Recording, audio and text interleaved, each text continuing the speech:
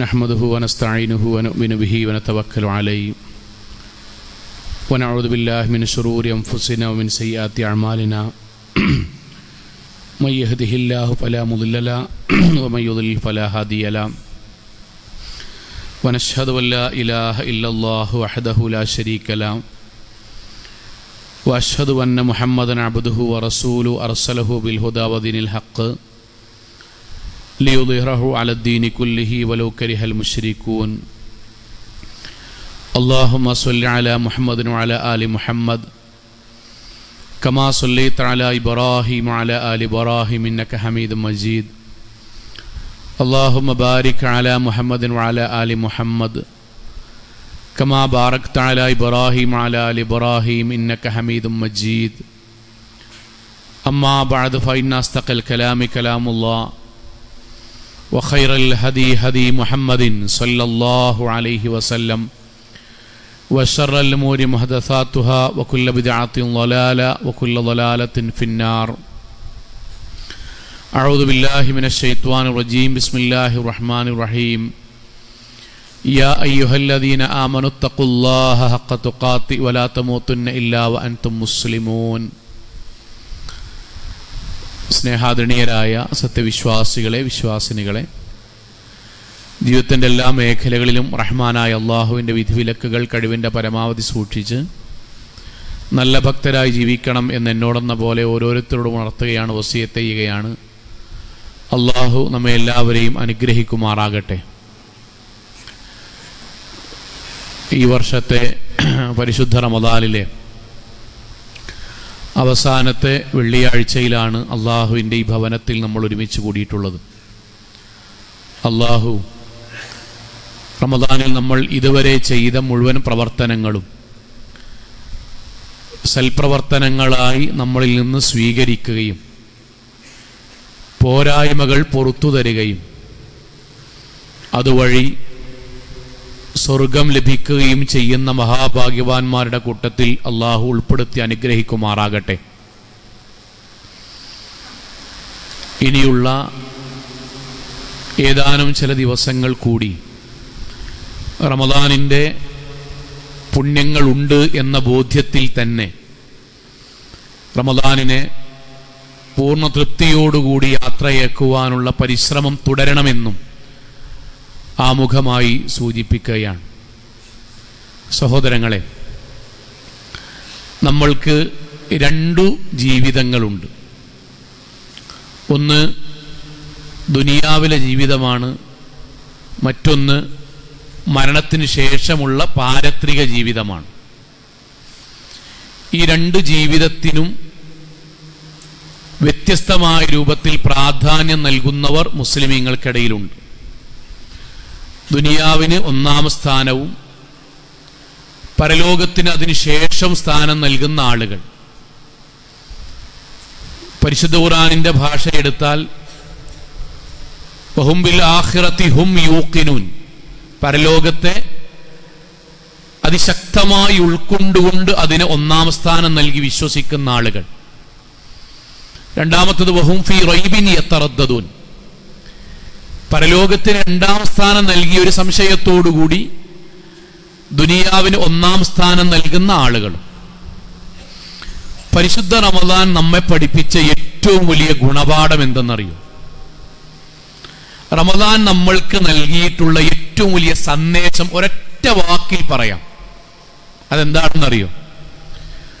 പരലോകത്തിന് ഒന്നാം സ്ഥാനം കൊടുക്കുന്ന ഒരാൾക്ക് മാത്രമേ സ്വർഗം കിട്ടൂ.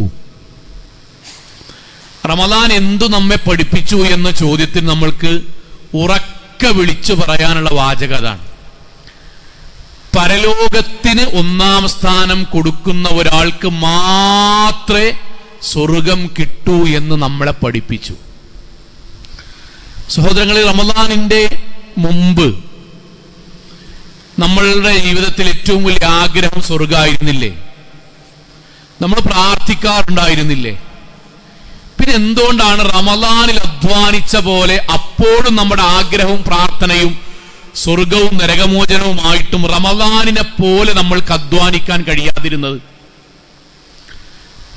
റമദാനിന്റെ മുമ്പ് നമ്മുടെ ജീവിതത്തിൽ ഒരു തവണയെങ്കിലും 11 മാസത്തിൽ ഒരു വട്ടമെങ്കിലും ഖത്തം തീർത്തിട്ടില്ലല്ലോ. നമ്മൾ ക്രമത്തിൽ തീർത്തിട്ടില്ലല്ലോ. എന്തുകൊണ്ടായിരിക്കും? റമദാനിന്റെ മുമ്പ് ഒരു ദിവസമെങ്കിലും 11 റക്അത്ത് പൂർണ്ണമായിട്ട് നമ്മൾ രാത്രി നിസ്കരിച്ചിട്ടുണ്ടാവില്ലല്ലോ. അതിന്റെ താഴെ നിസ്കരിച്ചിട്ടുണ്ടാവും. ഉണ്ടെങ്കിൽ തന്നെ 1-2 വട്ടം മാത്രമായിരിക്കും ഉണ്ടാകുക. റമദാനിന്റെ മുമ്പ് നമ്മൾ ഇത്രമാത്രം പള്ളിയുമായിട്ട് ബന്ധമുണ്ടായിരുന്നില്ലല്ലോ. പക്ഷെ ആഗ്രഹം സ്വർഗമായിരുന്നല്ലോ. എന്താണ് നമ്മൾ റമദാൻ പഠിപ്പിച്ചതെന്നറിയോ? വിശ്വാസികളെ, ആഗ്രഹം ഉണ്ടാകാം, പ്രാർത്ഥന ഉണ്ടാകാം, പക്ഷേ സ്വർഗത്തിന് വേണ്ടി നമ്മൾ കൊതിക്കണമെങ്കിൽ, അത് കിട്ടുന്ന ഉറപ്പിക്കണമെങ്കിൽ നമ്മുടെ ജീവിതത്തിന്റെ പ്രയോറിറ്റി മാറണം. ജീവിതത്തിൽ 1-ാം സ്ഥാനം പരലോകത്തിന് കൊടുക്കണം.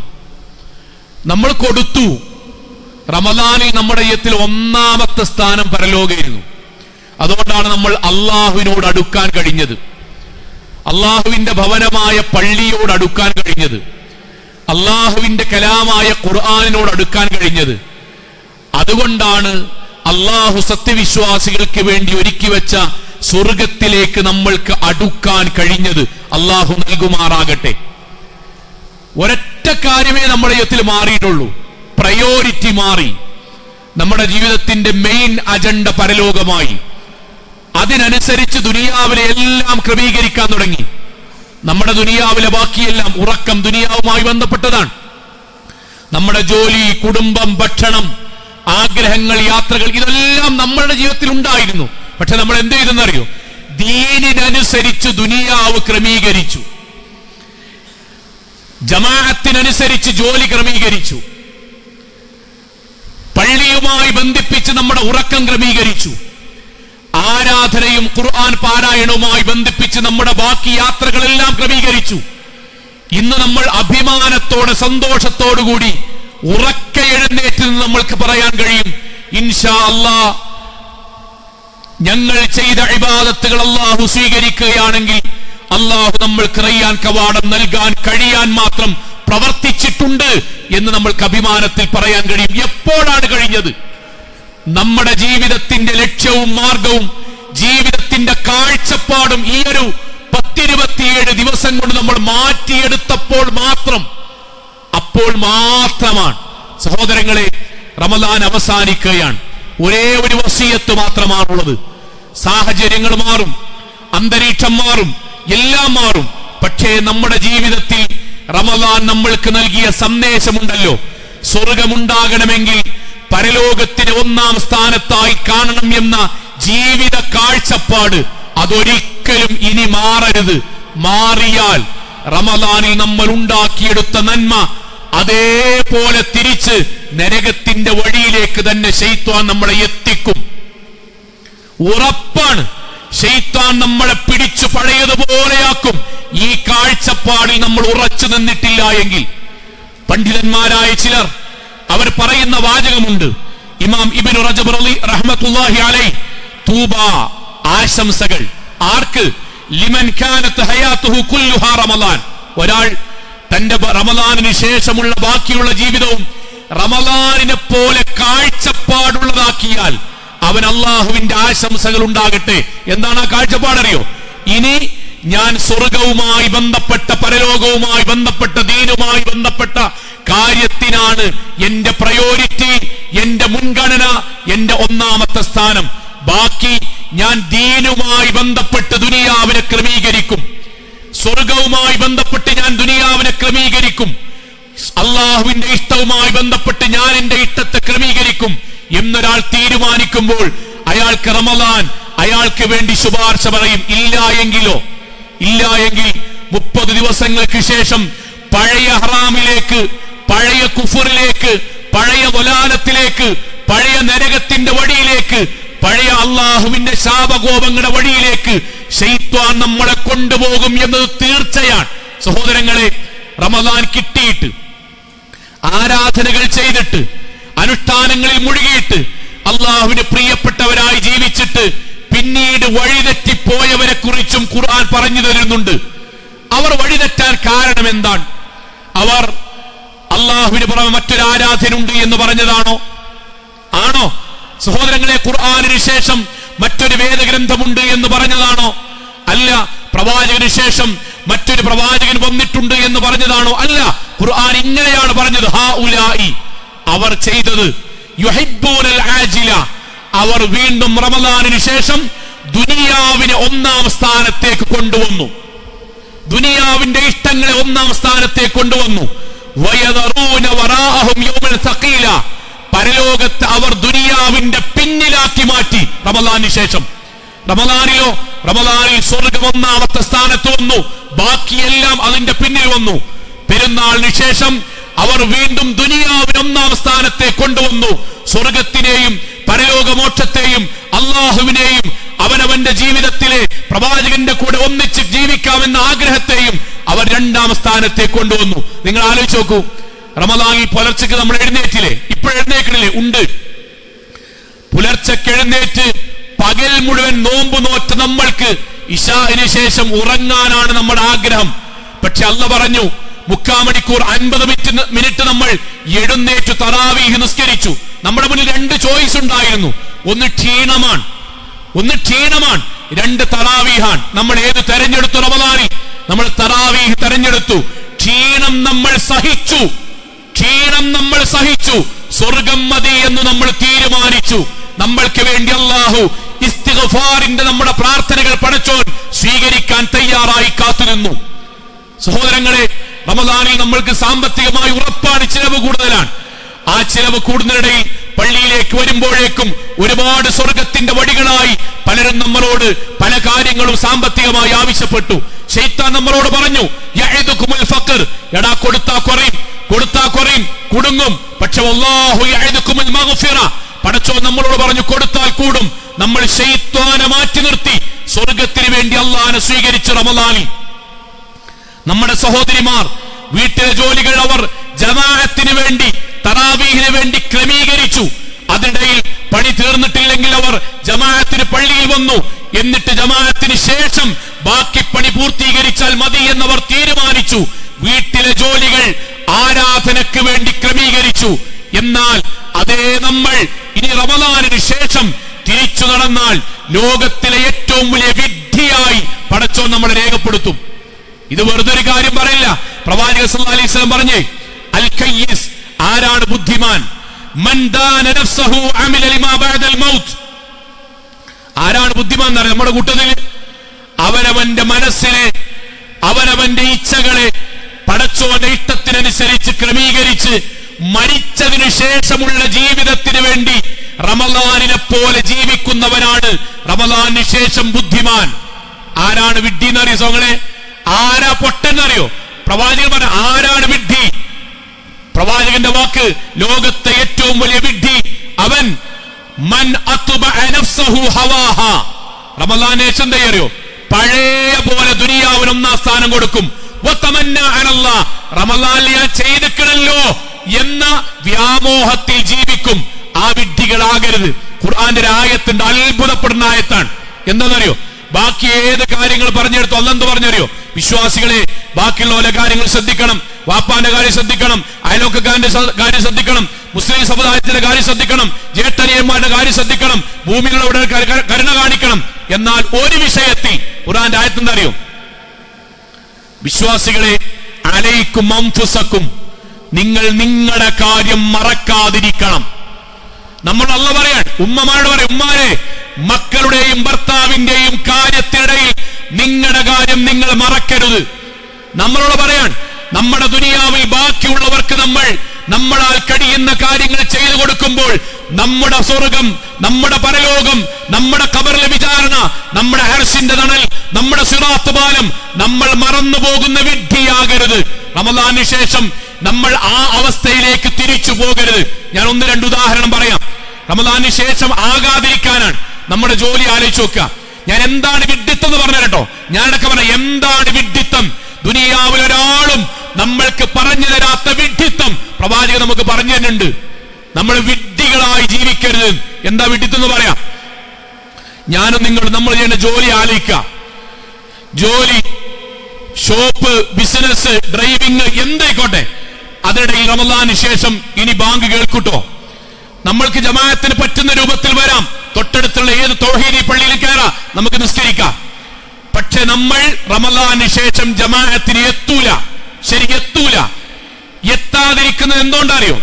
അപ്പോൾ 1-2 കസ്റ്റമർ ഉണ്ടായി, അവരുടെ ലാഭം കൂടി കിട്ടണം. ശരി, നമ്മൾ ജമാഅത്തിന് എത്തിയില്ല, നമ്മൾക്ക് ലാഭം അധികം കിട്ടിയെന്ന് വെക്കുക, വാദത്തിന് വേണ്ടി വെക്കുക. ആ ലാഭം ആർക്കാണ് ലാഭം? എന്റെ ഭാര്യക്കും എന്റെ മക്കൾക്കുമാണ്. ഞാൻ ജമാഅത്തിന് വരാതിരുന്നാൽ ആ സമ്പത്ത് കൊണ്ട് ലാഭം. എന്നാൽ ജമാഅത്തിന് ഞാൻ വരാത്തതിന്റെ ശിക്ഷ ആർക്ക് മാത്രമാണ്? എനിക്കു മാത്രമാണ്.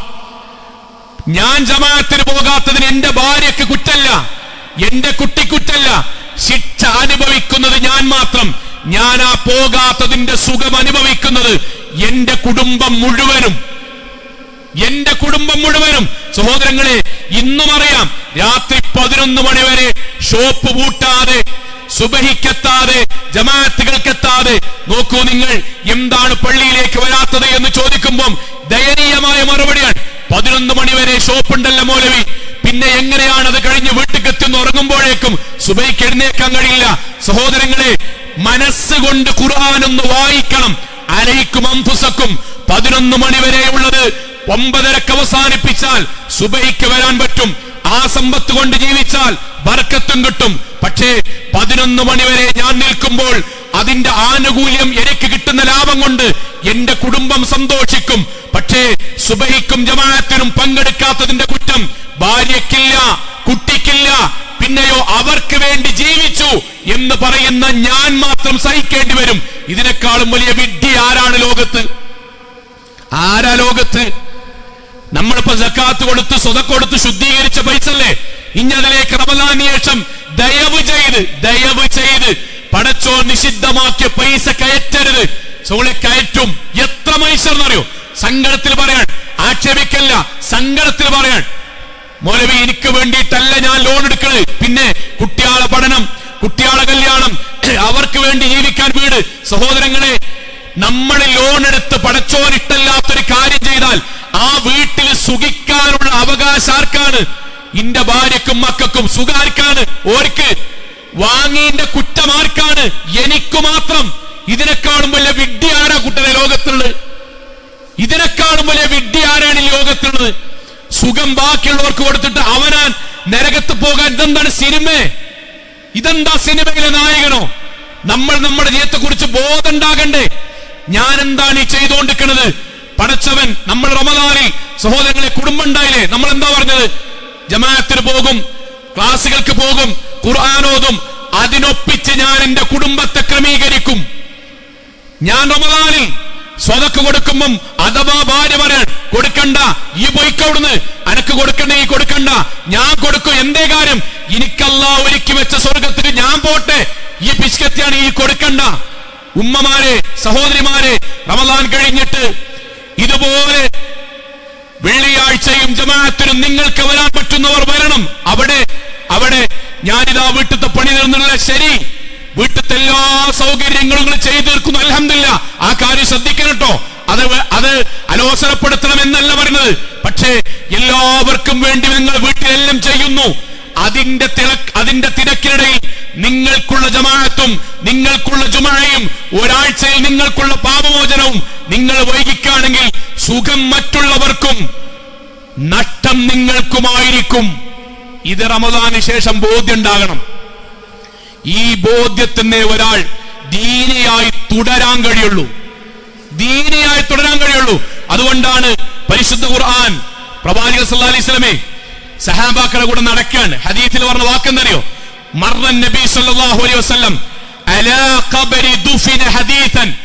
പുതുതായി മറമാടപ്പെട്ട ഒരു ഖബറിന്റെ മുന്നിലൂടെ നബിയും സഹാബാക്കളും നടന്നു. മണ്ണ് പുതുതായിട്ട് മുകളിലേക്ക് ഇട്ടതിന്റെ അടയാളം ഇങ്ങനെ കണ്ടു. അപ്പൊ പ്രവാചകൻ പറയാൻ, സഹാബാക്കൾ പറയാൻ, റക്അത്താനി ഖഫീഫത്താനി തഹഖിറൂന വതൻഫിലൂന.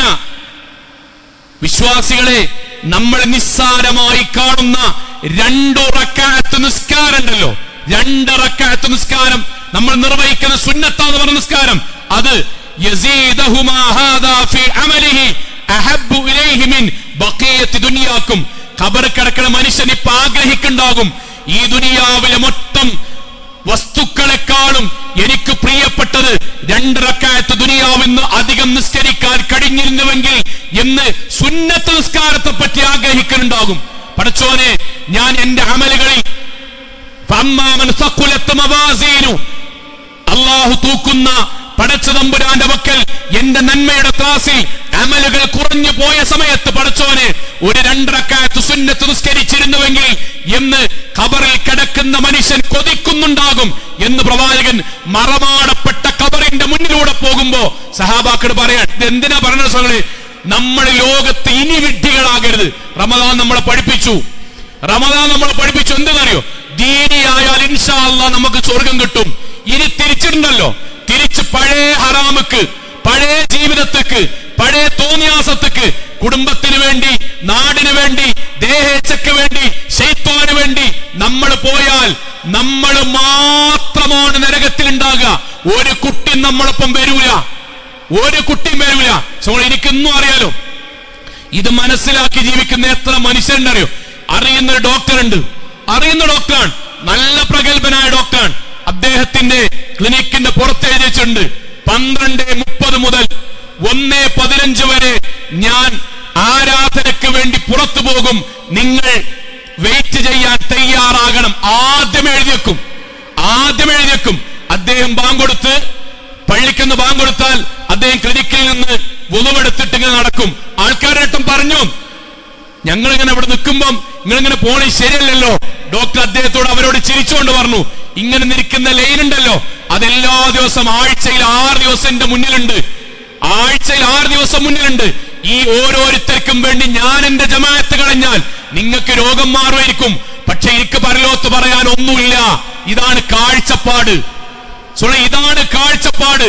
വിശ്വാസിയായ മനുഷ്യൻ, എനിക്കറിയുന്ന നല്ല ധനാഢ്യനായ മനുഷ്യണ്ട്, അദ്ദേഹത്തിന് ജോലിക്കാർക്കിടയിൽ സക്കാത്ത് കണക്ക് കൂട്ടാൻ അദ്ദേഹം ശമ്പളത്തിന് ആളെ നിർത്തിക്കണ്. സക്കാത്ത് ഓരോ ദിവസവും എഴുതി വെക്കാനും അത് ക്ലിപ്പപ്പെടുത്താനും അതൊരു അക്കൗണ്ടിലേക്ക് മാറ്റാനും ഒരാളെ ശമ്പളത്തിന് എന്തെന്ന് വെച്ചാൽ അദ്ദേഹം പറഞ്ഞു, വാക്കാൻ എന്റെ ദുനിയാവിന്റെ എല്ലാ കാര്യത്തിലും ഞാൻ ആളെ നിർത്തിക്കണല്ലോ, അവസാനം കൂട്ടി വരുമ്പോൾ ക്ലിയർ ആയിട്ടില്ലെങ്കിൽ ഞാൻ നരകത്ത് പോവും. അതുകൊണ്ട് ഞാൻ ശമ്പളം വെച്ച് സക്കാത്ത് നോക്കാൻ ഞാൻ ഒരാളെ വെച്ചിട്ടുണ്ട്. കാരണം അത് എന്നെ ബാധിക്കുന്ന വിഷയമാണ്. അതിൽ ഞാൻ വെക്കുന്ന ഓരോ ശമ്പളവും, കൊടുക്കുന്ന ശമ്പളവും എനിക്ക് ലാഭമാണ്. ഇതാണ് കാഴ്ചപ്പാട് എന്ന് പറഞ്ഞാൽ. ഇതാണ് കാഴ്ചപ്പാട്. അനന്തര സ്വത്തായി കിട്ടി. അനന്തര സ്വത്തായി അദ്ദേഹത്തിന് 25 ലക്ഷം റുപ്യ കിട്ടി. എന്റെ ഒരു സുഹൃത്താണ്, 25 ലക്ഷം റുപ്യ കിട്ടി. അദ്ദേഹം നേരെ ഗവൺമെന്റിൽ പോയിട്ട് ഹജ്ജിന് കൊടുത്തു. ആ തവണ അള്ളാഹുവിന്റെ അനുഗ്രഹം കൊണ്ട് ഹജ്ജിന് കിട്ടി. അതിൽ 5 ലക്ഷം പിന്നെ കുറച്ചെടുത്ത പൈസ ഉണ്ടേനി, എല്ലാം കൂടി കൂട്ടിയിട്ട് അദ്ദേഹം ഹജ്ജ് ചെയ്ത് തിരിച്ചു വന്ന് ബാക്കി 20 ലക്ഷത്തിന് അദ്ദേഹം വീടുണ്ടാക്കി. അദ്ദേഹത്തിന്റെ വീട് കൂടലിന് ഞാൻ പോയ സമയത്ത് ഞാൻ ചോദിച്ചു, എങ്ങനെയുണ്ട്? അദ്ദേഹം പറഞ്ഞു, റാഹത്താണ് മൗലവി. കാരണം ഞാൻ ആദ്യമേ പ്ലാൻ ചെയ്തു, അനന്തര സ്വത്ത് കിട്ടിയാൽ ആദ്യം ഹജ്ജ്. കാരണം വീട് നിർമ്മാണം തുടങ്ങിയാൽ പിന്നെ ഹജ്ജ് ഉണ്ടാവില്ല, ഉംറ ഉണ്ടാവില്ല. ഇതാണ് കാഴ്ചപ്പാട് സഹോദരങ്ങളെ. ഈ കാഴ്ചപ്പാടിലേക്ക് തിരിച്ചു വരണം.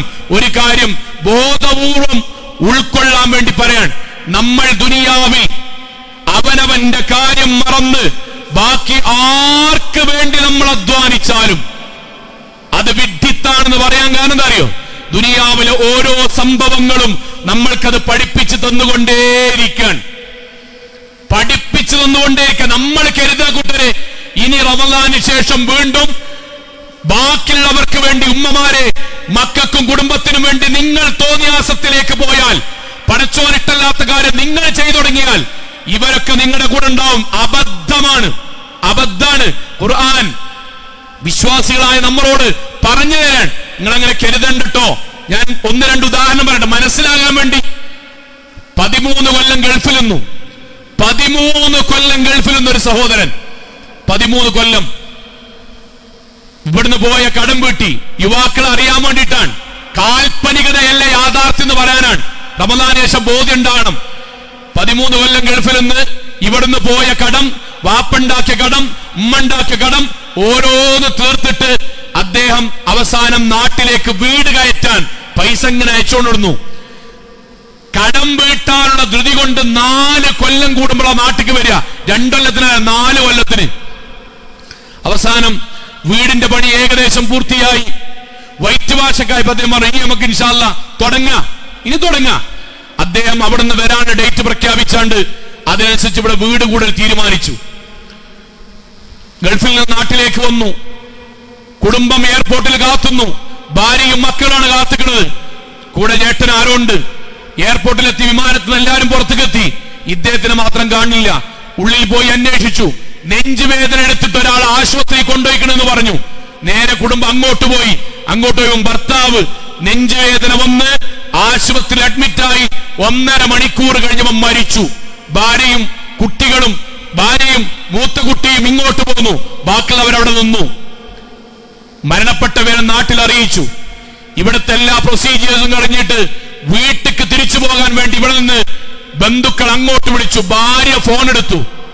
ഒറ്റ വാചക പറഞ്ഞ്, ബുദ്ധിയുള്ളവൻ, എന്തുകൊണ്ടാണ് മലിക്കുൽ ജബ്ബാറായ അള്ളാഹു ബാക്കിയുള്ളവർക്ക് വേണ്ടി നടനെ പോലെ ജീവിച്ചിട്ട് അവനാ നരകം വാങ്ങിയാൽ 2 ലോകത്ത് സംഭവിക്കാന്ന് പറഞ്ഞു നിൽക്കണ്. എന്താ ഭാര്യ പറഞ്ഞറിയോ? ഇക്കാക്കാനെ തറവാട്ട് കൊണ്ടുവന്നോളി, പുതിയ പെരീക്ക് കൊണ്ടുവരണ്ട, പുതിയ വീട്ടിക്ക് മയ്യത്ത് കയറ്റണ്ട, അത് കുറച്ചിലാകും, അതുകൊണ്ട് തറവാട്ട് കൊണ്ടുവന്നാൽ മതി, പുതിയ വീട്ടിൽ കയറ്റണ്ട. ആ പുതിയ വീടിന്ന് പറയാൻ നാവിന്റെ അറ്റത്ത് പൊന്തിയ വാചകണ്ടല്ലോ, അദ്ദേഹത്തിന്റെ 13 കൊല്ലത്തെ അധ്വാനാണ്. കയറ്റൂല. വെറുതെ തോന്നുന്ന കൂട്ടരെ, വെറുതെ തോന്നുന്ന. ഞാൻ മരിച്ചാൽ ഇടവണ്ണിയിൽ ഒന്നും സംഭവിക്കൂല. ഖത്തീബിന് പകരം പുതിയ ഖത്തീബ് വരും, അധ്യാപക പകരം പുതിയ പോസ്റ്റ് വരും. എന്റെ ഭാര്യയും എന്റെ കുടുംബവും 4-5 മാസം കഴിഞ്ഞ അടുത്ത ആഘോഷങ്ങളിലേക്ക് പങ്കെടുക്കും. അതാണ് ദുനിയാവ്. അതുകൊണ്ട് സ്നേഹിക്കുക, ആദരിക്കുക. പക്ഷേ ആർക്ക് വേണ്ടി നരകം വാങ്ങാൻ നിൽക്കേണ്ട റമദാൻ ശേഷം? ആർക്ക് വേണ്ടിയിട്ടും? ഞാൻ ഇന്നും ആലോചിക്കാൻ, ബാപ്പിമ്മയും ഒരാൺകുട്ടി ഒരു പെൺകുട്ടിയും, മകൻ ഗൾഫിൽ പോയി, മകൾ, 3ാമത്തെ ഒരു കുട്ടി ശാരീരികമായ കരുത്തുണ്ടായിട്ട് ഒരു വേണ്ടാന്ന് തീരുമാനിച്ചെന്ന് അറിയോ? ഈ മകളെ നന്നായി പഠിപ്പിച്ച് ഏറ്റവും ഉന്നതിക്ക് എത്തിച്ചിട്ട് നല്ലൊരു കല്യാണം കൂടി കണ്ട് അവിടെ പേരക്കുട്ടികളൊപ്പം ജീവിച്ച് മരിക്കണം. ഇതാണ് ബാപ്പാനിമാന്റെ ലക്ഷ്യം. നന്നായി പഠിപ്പിച്ചു, നല്ല മാർക്കോടുകൂടി വിജയിപ്പിച്ചു. ബാപ്പാക്കും മാക്കും ആകെ രക്ഷയുള്ളൂ. മകൻ ഗൾഫിലാട്ടോ. മകളെ നന്നായി പഠിപ്പിക്കുക, ഓൾക്ക് സൗകര്യങ്ങൾ ചെയ്തു കൊടുക്കുക, എല്ലാം ചെയ്തു. 21ാമത്തെ വയസ്സിൽ നാട്ടിലൊരു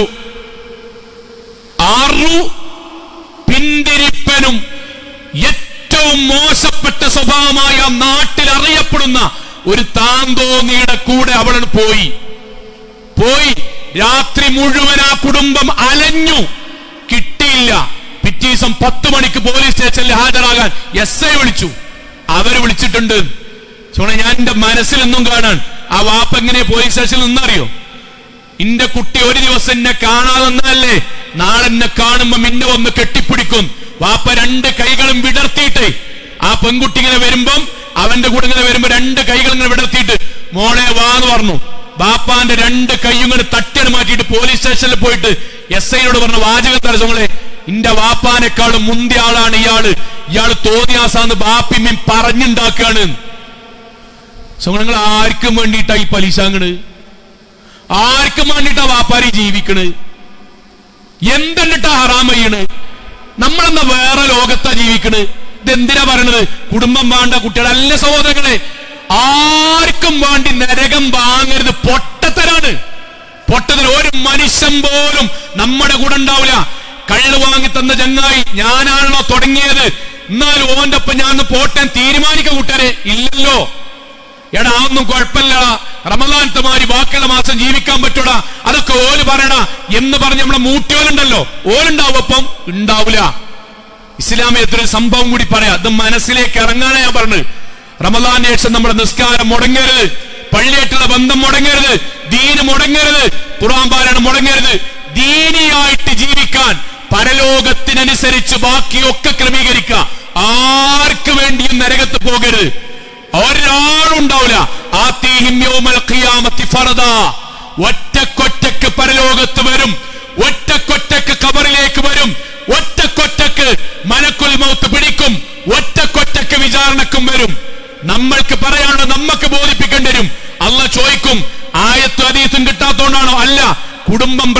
നിർബന്ധിച്ചതുകൊണ്ടാണ്, ചങ്ങായിമാര് നിർബന്ധിച്ചതുകൊണ്ടാണ്, സാഹചര്യങ്ങളായതുകൊണ്ടാണ്. അല്ലാഹ് പറയും, അനക്ക് ബുദ്ധി എന്നിട്ടില്ലായിരുന്നോ? ഈ ആയത്ത് കേട്ടില്ലായിരുന്നോ? അവലം നുഅമ്മിറുക്കും വനുനക്കിസും ഫിൽ ഖൽഖി അഫലാ യഅഖിലൂൻ. ആലോചിക്കാൻ മാത്രം, ചിന്തിക്കാൻ മാത്രം ബുദ്ധിയും സവിശേഷം തന്നില്ലായിരുന്നോ? ഇസ്ലാമിക ചരിത്രത്തിലെ മറക്കാൻ പറ്റാത്തൊരു സംഭവമാണ്. അവസാനിപ്പിക്കാം. ഹൃദയത്തിൽ ഉണ്ടാകട്ടോ, ഇതാണ് നമ്മുടെ ജീവിതം എന്ന് ഇനിയെങ്കിലും നമ്മൾ തിരിച്ചറിയണം. വെറുതെ നട്ടപ്പാതിര വരെ ബാക്കിയുള്ളവർക്ക് അധ്വാനിച്ച് അവനാണ് നിസ്കരിക്കാനും ജമാഅത്തിനും ഖുർആൻ ഓതാൻ നേരല്ല, ക്ലാസ്സിൽ വരാൻ നേരല്ല, പള്ളിയിട്ട് വരാൻ നേരല്ല, ഇസ്ലാമികമായിട്ട് ഒരു സംഗതിക്കും നേരല്ല, പ്രബോധനത്തിന് നേരല്ല, ഒന്നിനും നേരല്ല. പിന്നെയോ ബിസിയോട് ബിസി, ഞാകാൻ പോകാൻ ബിസിയോട് ബിസി, തിരക്കോട് തിരക്ക്, ഉറക്കല്ല, 2 ഫോണ്, 2ലും ബെല്ലടിക്ക, പെടാപ്പാടുപെടുക. സോ ഇങ്ങോട്ട് എന്താണ് ഇത്? ആർക്കാണ് ആസ്വദിക്കാണ്ട്? ബാക്കിയുള്ളവർക്ക് തിരിഞ്ഞു നോക്കൂല. നിങ്ങളും ഞാനും മരിച്ചാൽ അനന്തര സ്വത്തിന്റെ 1ാമത്തെ ഭാഗം കൊണ്ടിന്റെ കടം വീട്ടണം. നിങ്ങൾ ഈ നമ്മുടെ നാട്ടിൽ, നമ്മുടെ മഹലിൽ ബാപ്പ മരിച്ചിട്ട് കടം വീട്ടി എത്ര മക്കളുണ്ടോ ചോദിച്ചോണ്ടി? ഉണ്ടാവില്ല. മൈക്കന്റെ മുന്നിൽ ഏറ്റെടുക്കണല്ല, വീട്ടിയ ബാപ്പാരെ പിന്നെ ആർക്കും വേണ്ടിട്ട് നമ്മൾ ജീവിക്കണത്.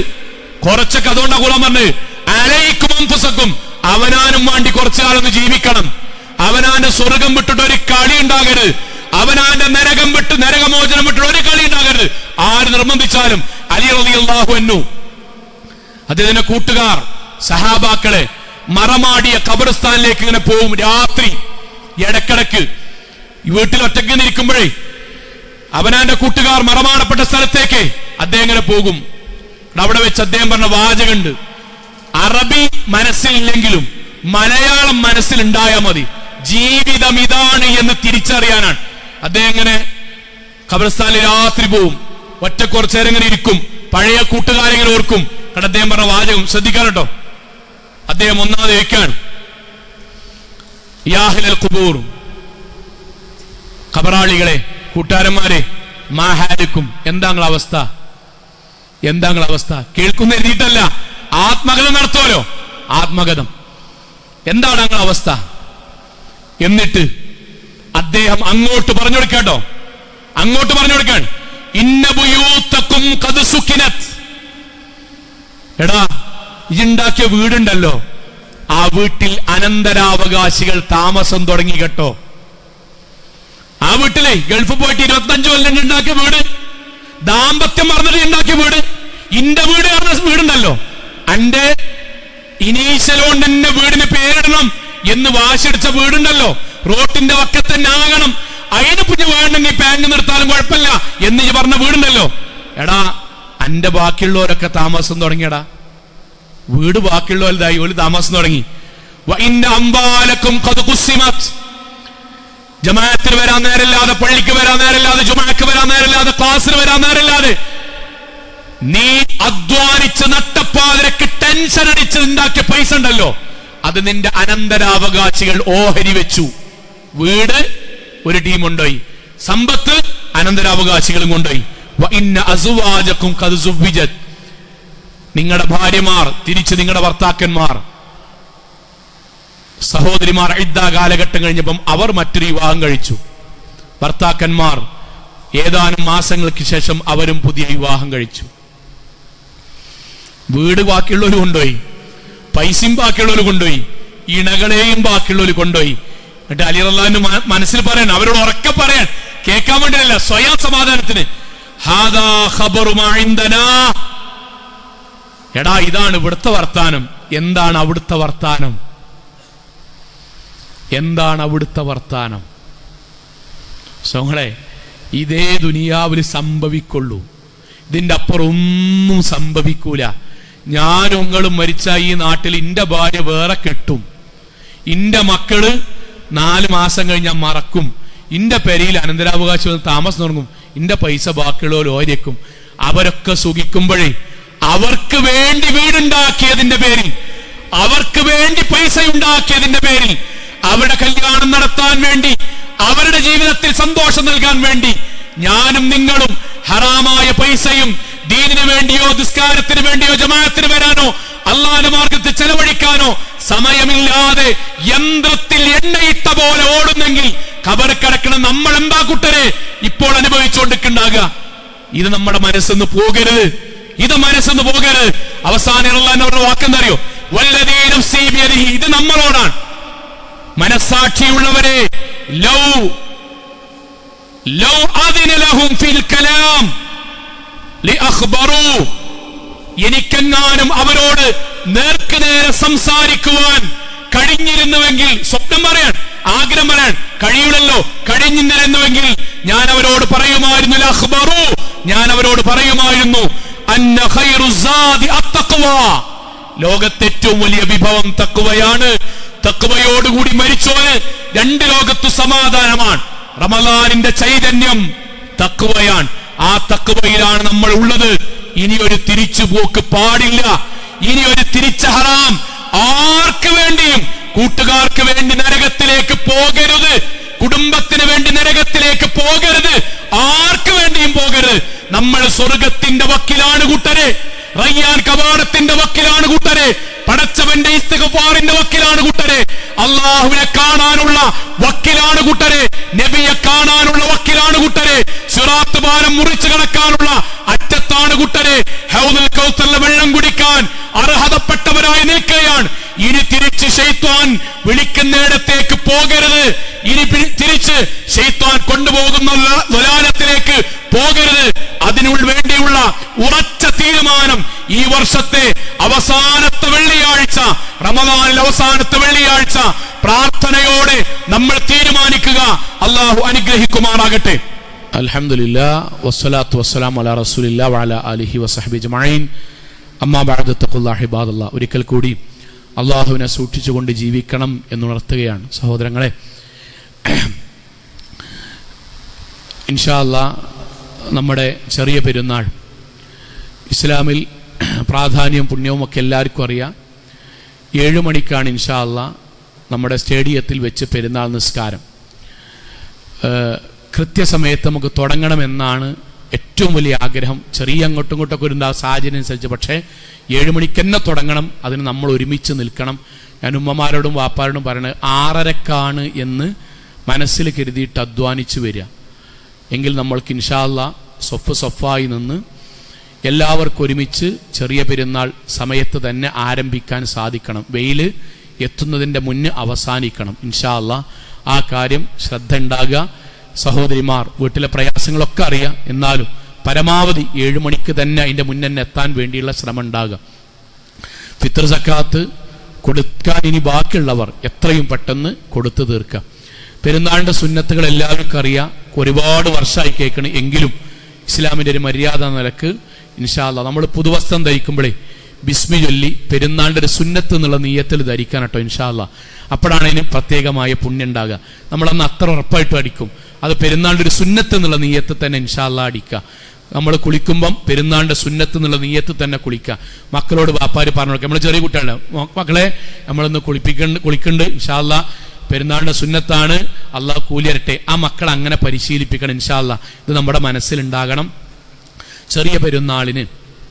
ചെറിയ പെരുന്നാളിന് ഭക്ഷണം കഴിച്ചുകൊണ്ട് ഈദ്ഗാഹിലേക്ക്, ലഘു ഭക്ഷണം കഴിച്ചുകൊണ്ട് ഈദ്ഗാഹിലേക്ക് വരൽ സുന്നത്താണ്. വലിയ പെരുന്നാളിനാണ് ഈ ഭക്ഷണം കഴിക്കാതെ ഈദ്ഗാഹിലേക്ക് വരലാണ് സുന്നത്ത്. എല്ലാ തവണയും നമ്മൾ കേൾക്കുന്നത് പോലെ പ്രവാചകൻ സല്ലല്ലാഹു അലൈഹി വസല്ലമ ഈദ്ഗാഹുകളിലേക്ക് വരുന്നതും പോകുന്നതും 2 വഴികളിലായിരുന്നു. ഒരു ആശയമാണ് എന്ന് പറഞ്ഞാൽ 2 വഴികൾ തന്നെ റസൂലുള്ളാഹി സ്വീകരിച്ചു. എന്തിനാ 2 വഴി എന്ന് വെച്ചാൽ 2 ഭാഗത്തുമുള്ള എല്ലാവരെയും കാണാനും സലാം പറയാനും പരസ്പരം ആശീർവദിക്കാനും ഒക്കെയാണ്. നമ്മളും നമ്മുടെ പെരുന്നാൾ ദിവസം ബന്ധുമിത്രാദികളെ, കുടുംബക്കാരെ, പ്രത്യേകിച്ച് ഞാനൊരു കാര്യം പറയാൻ, നമ്മളെ വാപ്പാൻ്റെ ഉമ്മാൻ്റെ ഒക്കെ, മരിച്ചുപോയ വാപ്പാൻ്റെ ഉമ്മാൻ്റെ ഒക്കെ ചങ്ങായിമാരുണ്ടാവും. മരണപ്പെട്ടുപോയ മാതാപിതാക്കളുടെ എന്താണ് കടമ എന്ന് വെച്ചപ്പോൾ റസൂൽ സല്ലല്ലാഹു അലൈഹി വസല്ലം പറഞ്ഞൊരു വാചകം, അവരുടെ കൂട്ടുകാരെ ആദരിക്കണം എന്നാണ്. പെരുന്നാൾ അതൊക്കെ നമുക്ക് ആ ദിവസത്തിൽ കണ്ടെത്താൻ പറ്റുന്നതാണ്. നമ്മളെ വാപ്പാൻ്റെ ചങ്ങായിമാർ അവരൊക്കെ പ്രായമായിട്ടുണ്ടാവും. അവരൊന്നും പ്രത്യേകിച്ച് ആരും വാപ്പ ഉണ്ടാകുന്ന സമയത്ത് ഉമ്മയൊക്കെ ഉണ്ടാകുന്ന സമയത്ത് ഭയങ്കര ക്ലോസ് ആയിരിക്കും, ഓരോ തമാശയൊക്കെ ഉണ്ടാവും. പിന്നീട് ചിലപ്പോൾ അത്ര ബന്ധം ഉണ്ടാവില്ല. നമ്മൾ ഇൻഷാ അല്ലാഹ് പോകണം, പറ്റണ പോലെ പോകണം. എന്തെങ്കിലുമൊക്കെ ഒന്ന് സമയങ്ങൾ നമ്മളെ കൊണ്ട് ചെയ്യാൻ പറ്റുന്ന ചെറുതൊക്കെ, എത്ര പൈസ ഉണ്ടെങ്കിലും ഒക്കെ ആണെങ്കിലും നമ്മളെ വക എന്തെങ്കിലുമൊക്കെ ചെയ്യാൻ പറ്റുന്നൊക്കെ ചെയ്യണം. അതൊക്കെയാണ് പെരുന്നാളിൻ്റെ വലിയ സന്തോഷം എന്ന് പറയുന്നത്. യുവാക്കളോട്, മക്കളെ, നമ്മൾ ഇതുവരെ പറഞ്ഞ ഖുത്ബയുടെ ആശയങ്ങൾക്ക് മനസ്സിലായിട്ടുണ്ടാവും. ഒരിക്കലും ഒരു മിമ്പറുമെന്ന് പറയാൻ പറ്റുന്ന പരിമിതി എന്ന് പറയാണ്, പെരുന്നാൾ ദിവസമൊക്കെ ഏതെങ്കിലും തിയേറ്ററിൻ്റെ ബാൽക്കണിയിൽ നിന്നൊക്കെ പടച്ചോ നമ്മളെ മരിപ്പിക്കുകയാണെങ്കിൽ ലോകത്തെ ഏറ്റവും വലിയ അപമാനമുള്ള മരണയിക്കാരൻ. ഞാൻ പറയുന്നത് എന്താണെന്ന് ബോധ്യം ഉണ്ടാവും, എന്താണ് പറയണമെന്ന് ബോധ്യം ഉണ്ടാവും. എന്തിനാണ് മൗലവി അത് നോക്കണത്? മൗലവിമാരും ആണത് നോക്കണ്ടേ? അതുകൊണ്ടാണ്. മഹലിലാണല്ലോ പറയണത്, ബാക്കിയോടൊന്നല്ലല്ലോ. ഏതെങ്കിലും തോന്നിവാസികൾ നമ്മളെ കൊണ്ടുപോയി ഇട്ടാൽ നിങ്ങൾ ആലോചിച്ച് നോക്കി, ഒറ്റ ദിവസം കൊണ്ട് 30 ദിവസം നമ്മൾ ചെയ്ത മുഴുവൻ ഇബാദത്തും പടച്ചോനെ ഞങ്ങൾ വെറുതെ നാടകം കളിക്കുകയെന്നാണല്ലോ അതിൻ്റെ അർത്ഥം. അതിലൊന്നും നമ്മളെ മഹല്ലത്തെ നല്ലവരായ കുട്ടികൾ, ആൺകുട്ടികളും പെൺകുട്ടികളും യുവാക്കളും ഒരിക്കലും ഉണ്ടാകരുത്. ഹറാമായൊരു സംഗതിക്കൊക്കെ നമ്മൾ പെരുന്നാളിന് പടച്ചോൻ ഏറ്റവും സന്തോഷം ഉണ്ടാക്കിയ ദിവസം ഏറ്റവും ഹറാമായ കാര്യങ്ങളിലേക്ക് എത്തുക എന്നൊക്കെ പറഞ്ഞാൽ അതൊന്നും നമ്മുടെ ജീവിതത്തിൽ ഉണ്ടാകാതിരിക്കണം. പരമാവധി ഭക്തിയോടുകൂടി പെരുന്നാളിന് തക്ബീറുകൾ ചൊല്ലി ഏറ്റവും സന്തോഷത്തോടുകൂടി വരാൻ നമ്മൾക്ക് കഴിയണം. അള്ളാഹു അനുഗ്രഹിക്കുമാറാകട്ടെ. നമ്മുടെ ജീവിതത്തിൽ വന്നുപോയ ചെറുതും വലുതുമായ മുഴുവൻ തെറ്റുകുറ്റങ്ങളും റഹ്മാനായ നാഥ നീ ഞങ്ങൾക്ക് വിട്ടുപുറത്ത് മാപ്പാക്കി തരണമേ റഹ്മാനെ. കത്തിയാൾ നരകത്തിൽ നിന്നും കഠിനമായ ശിക്ഷയിൽ നിന്നും അതിശക്തമായ പരലോകത്തിൽ വിചാരണയിൽ നിന്നും നാഥ നീ ഞങ്ങളെ എല്ലാവരെയും കാത്തുരക്ഷിക്കണമേ റഹ്മാനെ. അള്ളാഹുവേ, റമദാൻ കൊണ്ട് സ്വർഗ്ഗം ലഭിക്കുന്ന മഹാഭാഗ്യവാന്മാരുടെ കൂട്ടത്തിൽ നാഥ നീ ഞങ്ങളെ എല്ലാവരെയും ഉൾപ്പെടുത്തി അനുഗ്രഹിക്കണമേ റഹ്മാനെ. അള്ളാഹുവേ, ഞങ്ങളുടെ ജീവിതത്തിൽ അറിഞ്ഞും അറിയാതെയും ചെറുതും വലുതും രഹസ്യവും പരസ്യവുമായി ഞങ്ങൾ ചെയ്ത മുഴുവൻ പാപങ്ങളും കാരുണ്യവാനായ നാഥ നീ ഞങ്ങൾക്ക് വിട്ടുപുറത്ത് മാപ്പാക്കി തരണമേ റഹ്മാനെ. അള്ളാഹുവേ, ഞങ്ങളുടെ മാതാപിതാക്കൾക്ക് നീ സ്വർഗം നൽകി അനുഗ്രഹിക്കണമേ റഹ്മാനെ. അള്ളാഹുവേ, ഞങ്ങളുടെ ജീവിതത്തിൽ ഞങ്ങളെ സഹായിച്ച ഒരുപാട് ആളുകൾ നാഥ നീ അവർക്ക് സ്വർഗം നൽകി അനുഗ്രഹിക്കണമേ റഹ്മാനെ. അള്ളാഹുവേ, റമദാനിന് ശേഷമുള്ള ജീവിതത്തിലും ഭക്തിയോടുകൂടി ജീവിക്കുവാനും പരലോകത്തിന് 1-ാം സ്ഥാനം നൽകി അംബിയാ മുർസലീങ്ങളുടെ കൂടെ സ്വർഗത്തിൽ പ്രവേശിക്കുവാനും നാഥ നീ ഞങ്ങൾക്ക് തൗഫീക്ക് നൽകണമേ റഹ്മാനെ. അള്ളാഹുവേ, ജീവിതത്തിൽ എവിടെ വെച്ച് എങ്ങനെ മരണപ്പെടേണ്ടി വന്നാലും ശിർക്കില്ലാതെ, ബിദ്അത്തില്ലാതെ, ഖുറാഫാത്തില്ലാതെ ധീര മുവഹിദുകളായി ജീവിച്ച് മരണപ്പെട്ടു പോകാൻ നാഥ നീ ഞങ്ങളെ എല്ലാവരെയും അനുഗ്രഹിക്കണമേ റഹ്മാനെ. അള്ളാഹുവേ, ഞങ്ങളുടെ ജീവിതത്തിൽ ഇതുവരെ ചെയ്ത മുഴുവൻ പ്രവർത്തനങ്ങളും നീ സ്വീകരിക്കുകയും സംഭവിച്ചു പോയ മുഴുവൻ പാപങ്ങളും നീ റമദാനിന്റെ പവിത്രത കൊണ്ട് പുറത്തു മാപ്പാക്കി തരികയും ഞങ്ങളുടെ ജീവിതത്തിൽ ഞങ്ങൾക്ക് സ്വർഗം നൽകി അനുഗ്രഹിക്കുകയും ചെയ്യണമേ റഹ്മാനെ. അള്ളാഹുവേ, നരകത്തിൽ നിന്ന് ഞങ്ങളെ കാത്തുരക്ഷിക്കണമേ റഹ്മാനെ. നരകത്തിൽ നിന്ന് ഞങ്ങളെ കാത്തുരക്ഷിക്കണമേ റഹ്മാനെ. നരകത്തിൽ നിന്ന് ഞങ്ങളെ കാത്തുരക്ഷിക്കണമേ റഹ്മാനെ. അള്ളാഹുവേ, ഖബർ ശിക്ഷയിൽ നിന്ന് നീ ഞങ്ങളെ കാത്തുരക്ഷിക്കണമേ റഹ്മാനെ. അള്ളാഹുവേ, നീ ഞങ്ങളെ ഖബർ ശിക്ഷയിൽ നിന്നും കാത്തുരക്ഷിക്കണമേ റഹ്മാനെ.